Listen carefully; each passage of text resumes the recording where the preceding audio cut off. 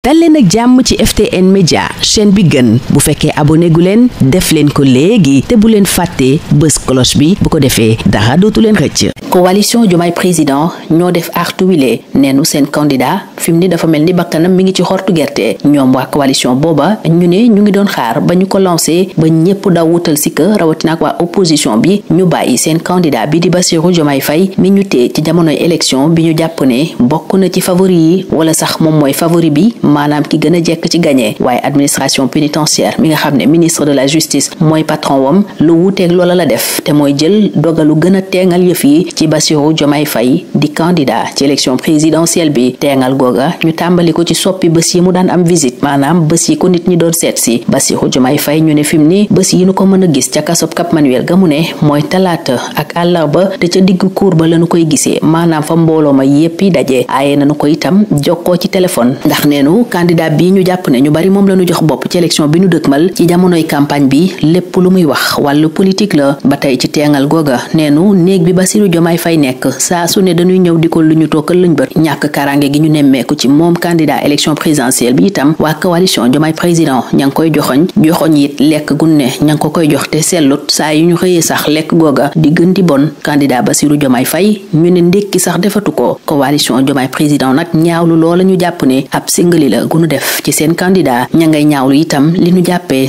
salfaañe yemale gi war a am ci candidat yi bokk ci élection présidentielle bi war a am ñaar fukki fan ak juróom weeru février bi ñu nekk waral ñuy sàkku ñu bàyyi ci nu mu gën a gaawee candidat bi di Bassirou Diomaye Faye ngir mu mën a bokk ci campagne électorale bi niki yeneen nawleem candidat yi ñu ne nag ak lu ci mën a am état bu Sénégal moo war a sàmm kaaraangeek Bassirou Diomaye Faye bu fekkente ni dafa jël dogalu téye ko ci kaso bi te tegu ko dara ci luy yoon fa ñu daanelee seeni kàddu ñoom waa coalition Diomaye président mooy lépp lu dal seen candidat booba di Bassirou Diomaye Diakhar Faye Macky Sall Aïssata Tall Sall ak Amadou Ba lu ji njàkk ñoo cay njàkk. C'est la coalition Diomaye président qui lance l'alerte. Bassirou Diomaye Faye serait en danger. Sa coalition indique à la suite de son lancement officiel et des adhésions massives de leaders de l'opposition, il était attendu du pouvoir en place qu'il rétablisse le candidat Bassirou Diomaye Faye dans ses droits, notamment dans le contexte d'une élection présidentielle dont il est incontestablement le favori. Toutefois, l'administration pénitentiaire placée sous la responsabilité du ministre de la Justice a décidé de durcir unilatéralement et sans raison justifiée les conditions de détention du candidat Bassirou Diomaye Faye par une modification unilatérale de ses jours de visite. Désormais, informe la coalition Diomaye président, le candidat Bassirou Diomaye Faye ne peut recevoir de visite que les mardis et mercredis et ce, dans l'enceinte même de la cour. Une interdiction de communication téléphonique sous prétexte que le candidat favori à l'élection présidentielle dont la campagne commence dans 2 jours entretient des conversations dont l'objet est politique. Il y a aussi un harcèlement continu car la chambre du candidat Bassirou Diomaye Faye est désormais perquisitionnée à tout bout de champ, indique sa coalition, qui pointe aussi une absence de mesures sécuritaires malgré son statut de candidat à l'élection présidentielle du 25 février prochain et des alertes multiples sur de probables altérations de la nourriture qui lui est servie. Le candidat Bassirou Diomaye Faye ne prend plus le petit déjeuner, s'alarme sa coalition qui dénonce cet acharnement contre son candidat. Nous dénonçons fermement cette énième violation du principe d'égalité entre les candidats à l'élection présidentielle du 25 février 2024, tonnent aussi les leaders de cette coalition qui réclament la libération immédiate de Bassirou Diomaye Faye pour qu'il participe activement à la campagne électorale. Et en tout état de cause,